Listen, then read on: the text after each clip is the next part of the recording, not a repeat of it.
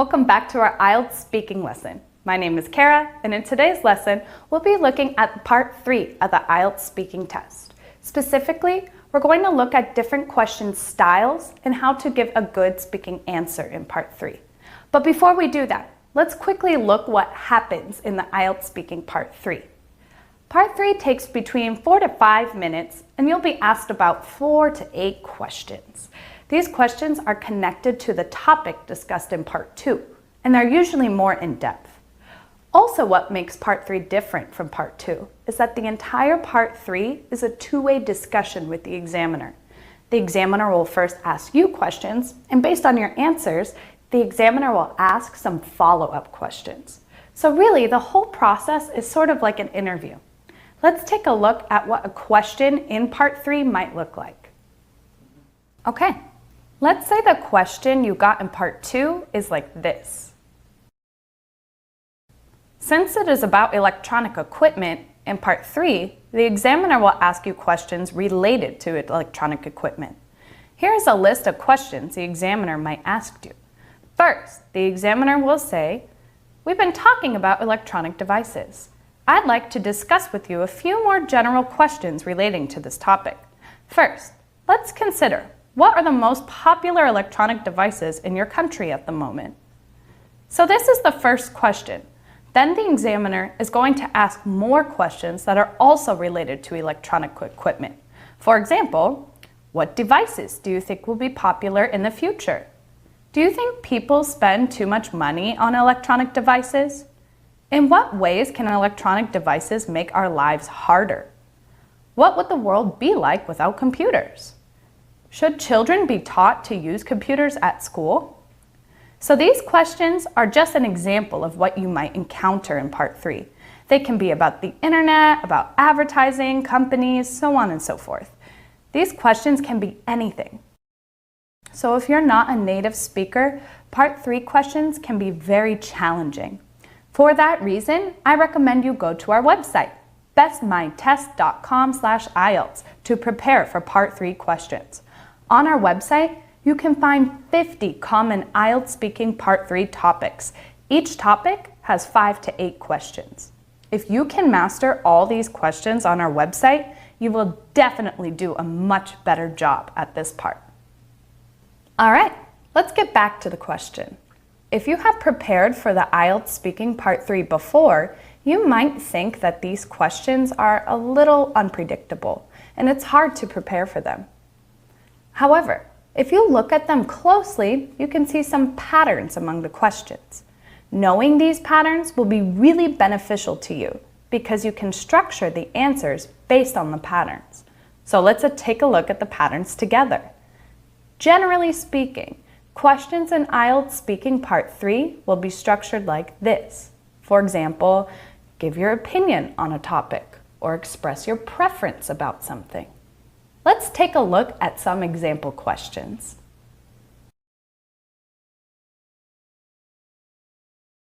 Maybe the examiner will ask you to give your opinion on a topic, such as, what's your opinion on companies checking job applicants' online profiles?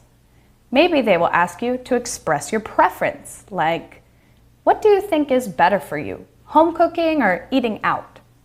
Maybe they'll ask you to talk about people or things in your country, such as, do people in your country spend a lot of money on their education? They can ask you to talk about causes and effects, such as, what are some of the causes of water pollution? Maybe you'll compare and contrast two things, like, what are the differences between living in the city and the countryside? Maybe they'll ask you to make a prediction on something in the future, like, what do you think cities will be like in 50 years? Maybe they'll say to make a comparison with the past, like, how are education priorities today different from those in the past? Or maybe you'll talk about a hypothetical situation, such as, if you could live in any city you want, where would you choose?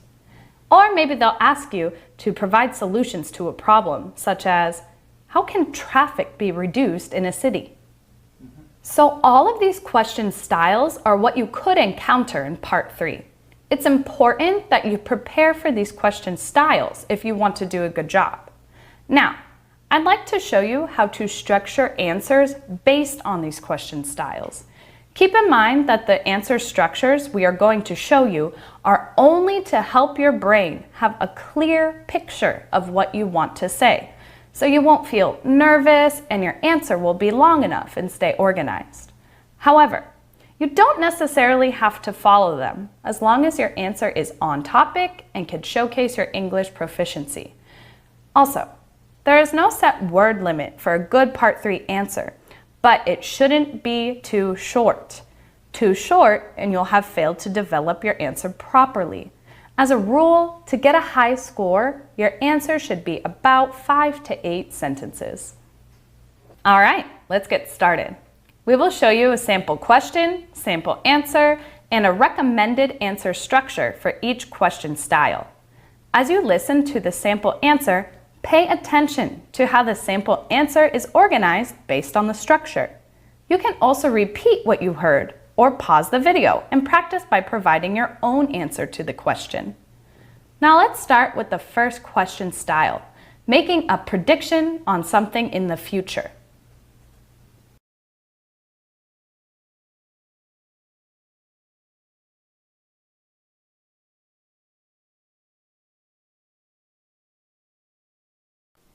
I think cities in the future will be more densely populated. At the same time, people will still require transportation, so I think the transportation in future cities will be more modern, fast, and convenient.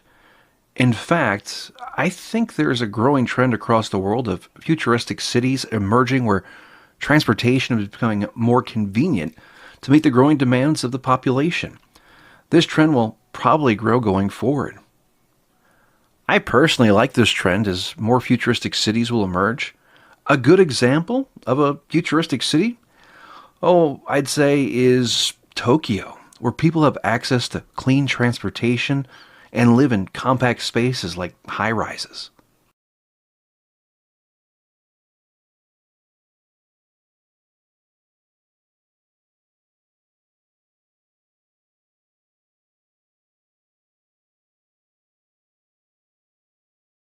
In the past few decades, there have definitely been some noticeable changes in education through generations.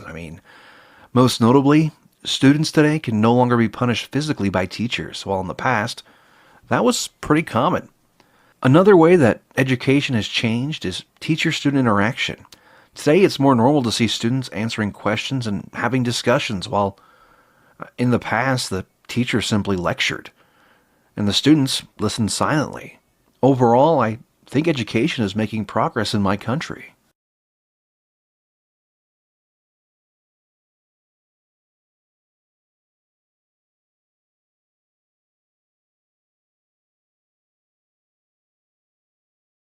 For me, there are quite a few differences between life in the city and life in the country. Life in the city and in the country is vastly different. First of all, the way people interact with each other is different. For example, in a small town, people usually wave to say hello and notice strangers in town. Not in a big city. Most people ignore each other and try to give each other space in public. Another big difference between the two is the amount of noise, which is higher in cities and lower in small towns. Overall, life in both places varies.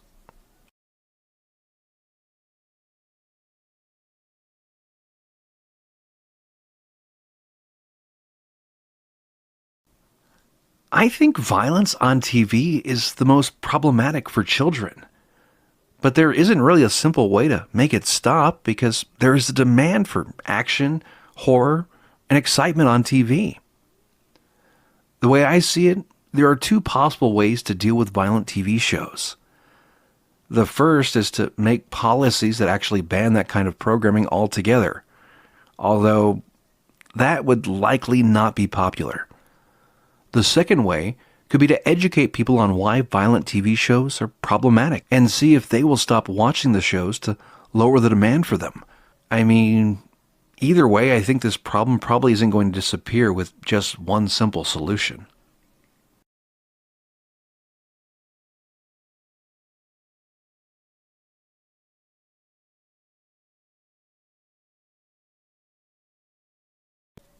Water pollution definitely has more disaster effects on our health. From what I understand, water pollution is caused mostly by human activity.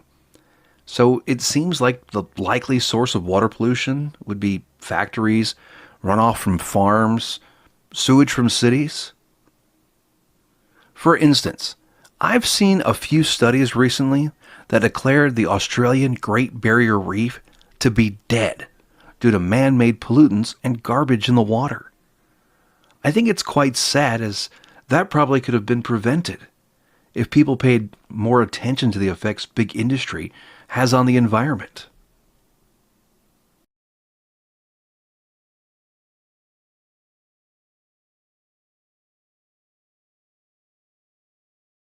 As far as I know, watching TV is probably one of the most popular pastimes for people in my country.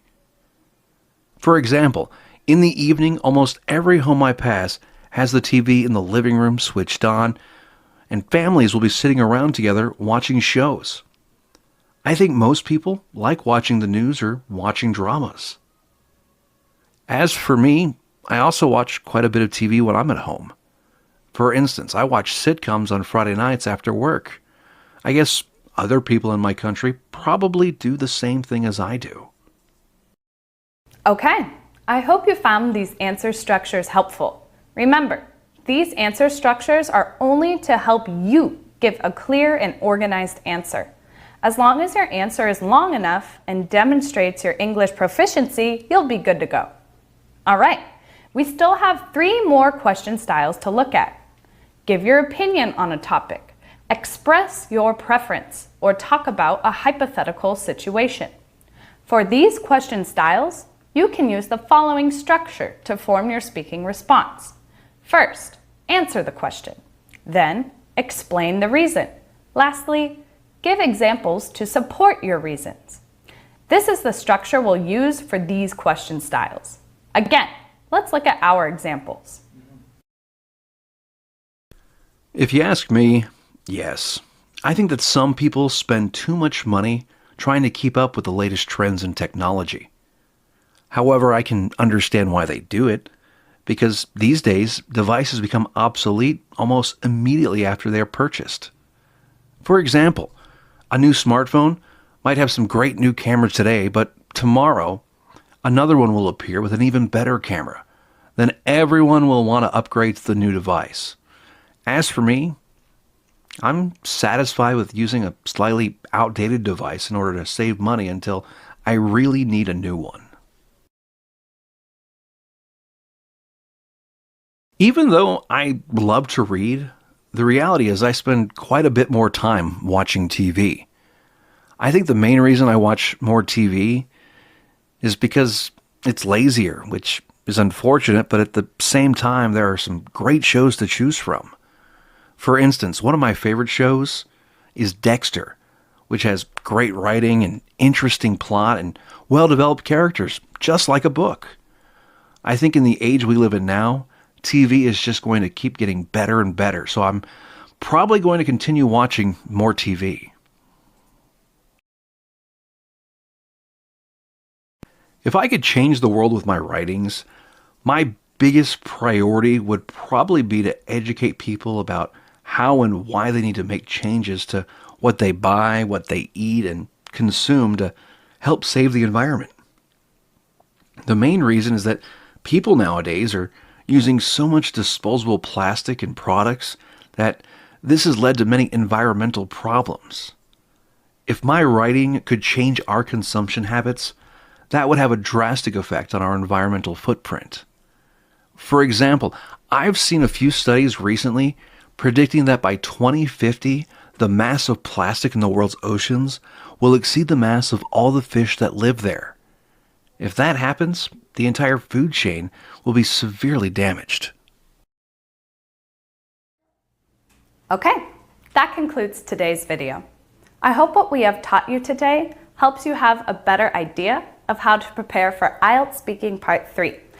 But the secret to getting a higher score in Part 3 or the entire speaking section is all about practicing speaking.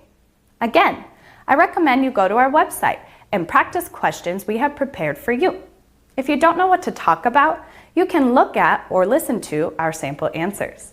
You can also find a speaking partner and practice the entire speaking section together so you are fully prepared. In upcoming videos, I will talk about common English phrases, idioms, and vocabulary that you can use in your IELTS speaking answers.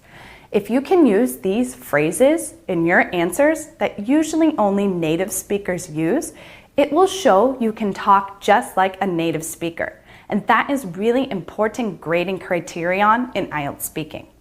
Okay, the upcoming vocabulary videos will be categorized by topics. So the next video will be about useful vocabulary for answering questions relating to the topic of travel. So make sure you stay tuned in and don't miss it. Thank you.